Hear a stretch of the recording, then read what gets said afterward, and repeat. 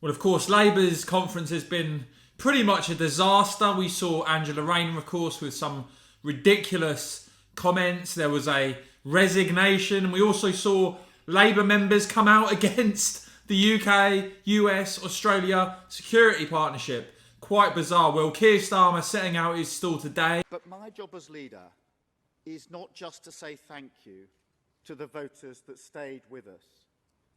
It is to understand and to persuade the voters who rejected us. To those Labour voters who said their grandparents would turn in their graves, but they couldn't trust us with high office. To those who reluctantly chose the Tories because they didn't believe that our promises were credible. To the voters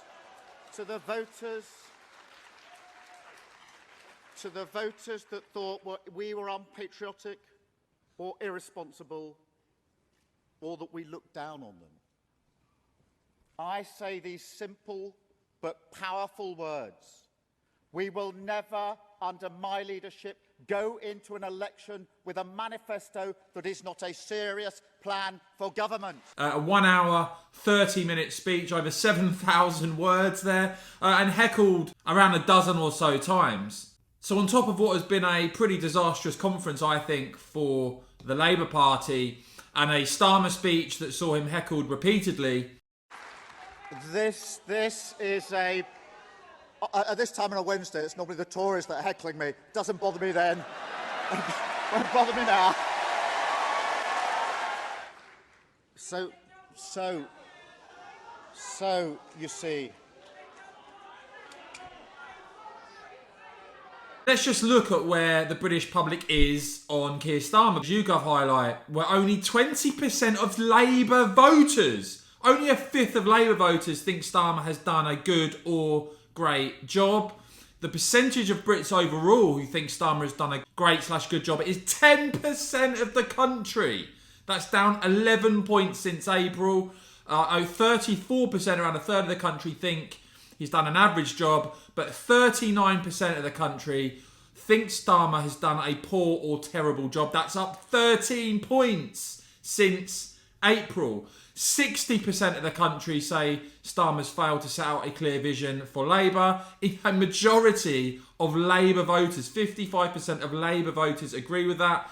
And his reputation has taken a pounding this year. Down on competence, down on being likeable, down on being trustworthy, down on being decisive, and on -31 when it comes to being strong. Now, Starmer, as I said, was repeatedly heckled today. That won't necessarily hurt his prospects, I guess, if he's trying to draw a line under the party, under Jeremy Corbyn's leadership. But one of the heckles that came today was someone saying it was your Brexit policy as part of the problem that Labour got an absolute drubbing at the last general election.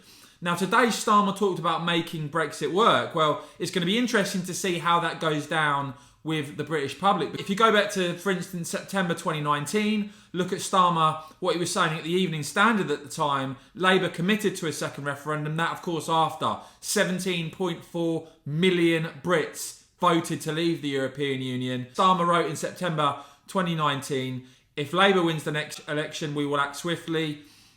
We will immediately introduce legislation for a referendum to take place, and that referendum will take place as soon as possible. Let me know what you make of this. Do you think actually the heckling at the Labour conference helps Keir Starmer and his leadership of the Labour Party or not? Let me know what you make of all of this, what you make of Keir Starmer as Labour leader, and of course, guys, do hit subscribe and the bell so you don't miss my next video.